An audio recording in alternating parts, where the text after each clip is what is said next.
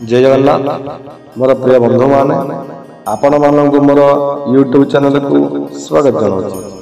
मु आज आपण मानक पई गोटे सुंदर विषय वस्तु नहीं आसी।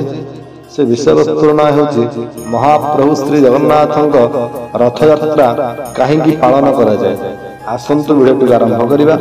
जदि मो भिडियो आपण मानक भल लगे ताले मो भिडियो को लाइक शेयर कमेंट करेंगे और मो चैनल को सब्सक्राइब करेंगे। आसंतु भिडियो आरंभ करवा।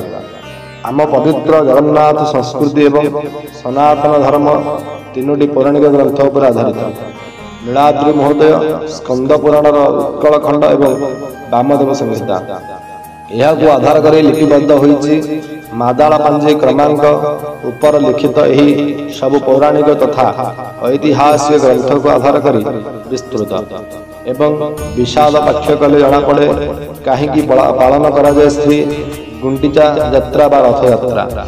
उल्लेख अच्छी जे माता गुंडीचा राजा इंद्रद्युम्न पाटराणी थे। राजा इंद्रद्युम्न जेतेबेले श्री जगन्नाथ मंदिर निर्माण कर सारी एवं प्रतिष्ठा कले सेतेबेले प्रभु श्री जगन्नाथ देवी सुभद्रा और प्रभु श्री बलभद्र चतुर्धा मूर्ति निर्माण भी सरी जाइथिला। राजा जेतेबेले महाप्रभुंकर मूर्ति को श्रीमंदिर को स्थानांतरित करने योजना कले माता गुंडीचा बहुत कांदिले। माता गुंडीचांकर दुख देखी महाप्रभु स्वयं जगन्नाथ माता गुंडीचा प्रतिश्रुति देले जे कि प्रतिवर्ष आषाढ़ मास शुक्ल पक्ष द्वितीया तिथि महाप्रभु स्वयं जगन्नाथ कनिष्ठ भगिनी सुभद्रा एवं ज्येष्ठ भ्राता प्रभु बलभद्र सहित माता गुंडीचा मंदिर को भ्रमण करेंगे एवं दीर्घ 8 दिन रहणी पर आषाढ़ मास शुक्ल दशमी तिथि श्रीमंदिर को बाहर तथा बाहुड़े तथा यही रहणी समय माता गुंडीचा हाथ पोड़पिठा खाइबे एवं यही 8 दिन प्रतिदिन महाप्रभु 10 अवतार एक अवतार अवतीर्णित हेबे। सही दिन ठार किंवदंती को आधार करी प्रभु श्री जगन्नाथ को आम हिंदू धर्म सर्वश्रेष्ठ भगवान भावे प्रतिवर्ष आषाढ़ मास शुक्ल द्वितीया तिथि समग्र विश्व में महाप्रभु श्री जगन्नाथ रथ यात्रा पालन करा जाए। यही उपरोक्त कारण छड़ा किंवदंती अन्य केतोटी कारण उल्लेख अच्छे।